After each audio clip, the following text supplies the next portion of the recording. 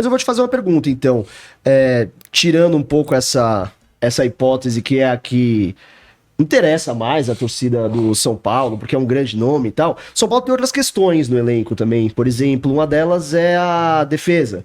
Agora o Alan Franco tá entrando um pouquinho melhor no time, Diego Costa acabou de renovar contrato também, depois a gente pode até falar sobre isso, mas fala-se que o São Paulo poderia ter interesse em mais um zagueiro.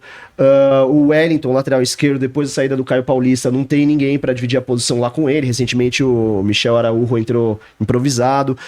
O Moreira agora tá entrando muito Esse bem. É muito bom. E muito empolgando bom. muita gente, mas o Igor Vinícius também voltou lesão, né? E o Rafinha tá com possibilidade de operar, que é outra coisa que a gente pode falar sobre isso também.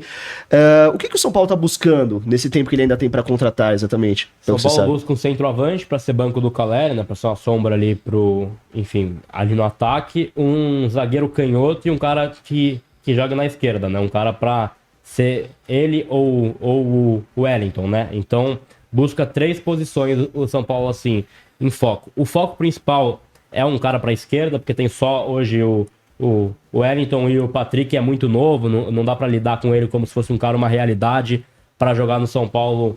Eu sempre uso esse exemplo em lives que eu faço, né? Você imagina um São Paulo e River Plate no Monumental de Núñez, quartas da Libertadores. O Wellington suspenso ou machucado. Dá pra colocar o Patrick? Não dá. Eu acho que é uma loucura. E aí o São Paulo vai ter que contratar um cara nessa posição. São os focos. Centroavante e um nome que jogue pela esquerda ali pra ser um plano B, né? Uma dica, o Dodô no Santos tá afastado. Foi oferecido, mas o São Paulo não quis. Mas tem algum nome já? Não tem nenhum nome de assim, foco aí de São Paulo. O São Paulo tá vendo a chance que chega, né? Porque tem muito empresário que vai oferecer jogador e tal. Aí o São Paulo tá de olho. Querem contratar um cara ainda em fevereiro. Uma das posições eles querem matar em fevereiro. Querem matar o centroavante ou um cara pra esquerda ainda em fevereiro. Zagueiro é um pouco mais, assim, fácil pro São Paulo. Por quê? Porque o São Paulo pensa em zagueiro a hora que der a Copa América. Porque aí o São Paulo perde Ferrarese e o Arboleda. E aí vai ter que contratar. Então o São Paulo pensa mais a longo prazo. Não é aquela coisa de ter pressa. Vão ver chance de mercado. Tentaram o Robert Renan, depois deram um passinho pra trás e tudo mais. Então vão vendo chances, né? Vão vendo quem que pode pintar. Mas o foco de urgência, entre aspas, pra chegar mesmo, é centroavante e o lateral esquerdo. Interessante. Então, nesse sentido, me parece que ainda com todo esse elenco que hoje... Você tem noção da folha salarial do São Paulo hoje, mais ou menos, em números? Putz. Tem essa informação, mais ou menos? O São Paulo divulgou no balanço e aí depois houve uma alteração de, caiu tanto por cento, aumentou tanto. Eu não tenho esse de cabeça fácil. Mas é alta. É alta. Deve ter uns 18 milhões. Estaria assim. Então, 18 milhões. É uma folha altíssima. Aí deve ser top 5 do Brasil, sem dúvida nenhuma, né? Sem dúvida. Ainda precisa de mais contratações para peças que eventualmente o time perdeu na última temporada. Beraldo e Caio Paulista, que são, né, as posições, sem contar um reserva pro próprio... Galera que o São Paulo ano passado tinha o tal do Erisson, né, que não saiu do time e tal. E um nome que o São Paulino, né, eu vi gente pedindo, é o Diego Costa, ex-Botafogo, que foi anunciado agora no Grêmio. Eu tava vendo aqui agora...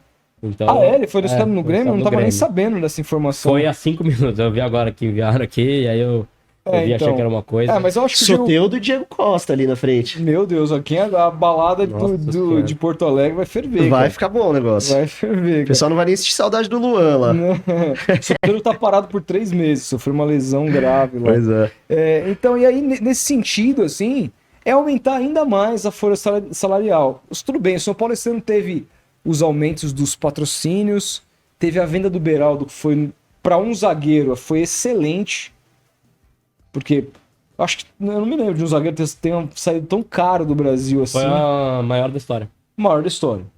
Um jogadoraço, né, diga-se de passagem. Eu quero entender, porque o que você falou assim, a questão financeira.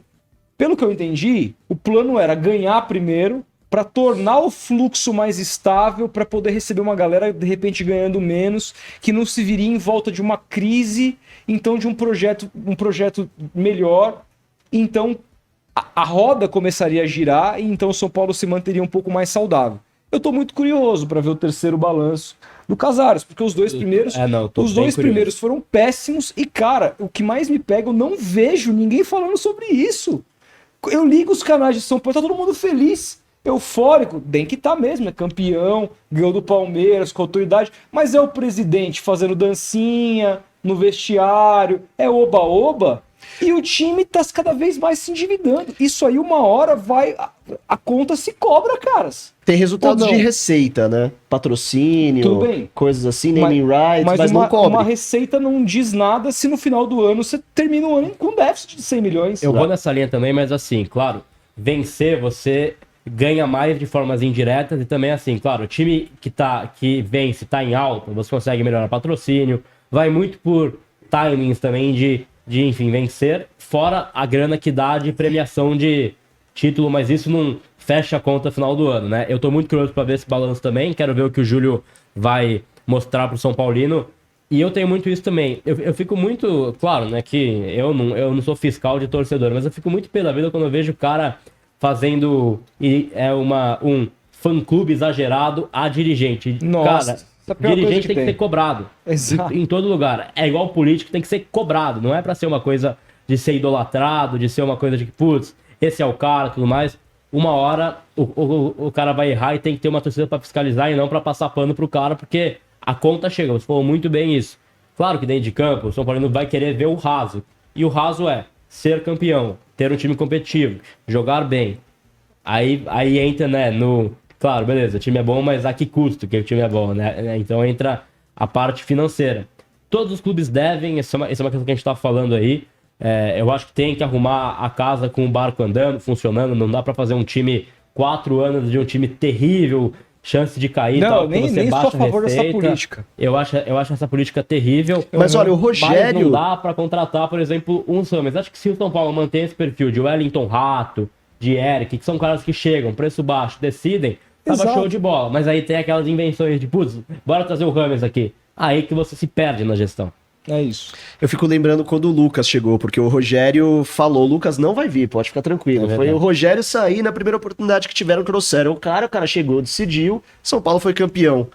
Então tem isso também, é difícil você explicar pra torcida que essa estratégia pode dar ruim no longo prazo quando os caras estão vendo que tá dando certo em campo, né? Cara, É. então, mas aí foi de algo tipo eufórico. Por exemplo, o São Paulo perde pro Corinthians por falta de jogadores. Ficou claro que faltava peças decisivas. Perdeu de 2-1, mas ainda com um time de operários, um time de nota 5, bateu na trave. Aí o cara fala, pô, mais uma peça aqui, esse time vai voar e vai ser campeão. Como foi? Aí o São Paulo tinha já um papo pelo Rames. Quando o São Paulo perde, o São Paulo estica a corda e traz o Rames de vez. Então tinha um papo já de meses, né, do Rames rolando e tal, mas sempre tava aquela coisa tipo, pô, bora baixar e tal. Quando o São Paulo perde, na euforia de é o cara que vai ter que vir, vem com o Rames. E o Lucas cai no colo do São Paulo, entre aspas, porque ele tava em fim de contrato, tava livre e tal, tinha papo de vir ou não, tudo mais.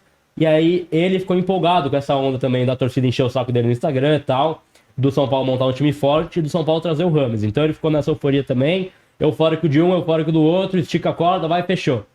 Aí tem um preço a se pagar depois. Mas dentro de campo resolveu.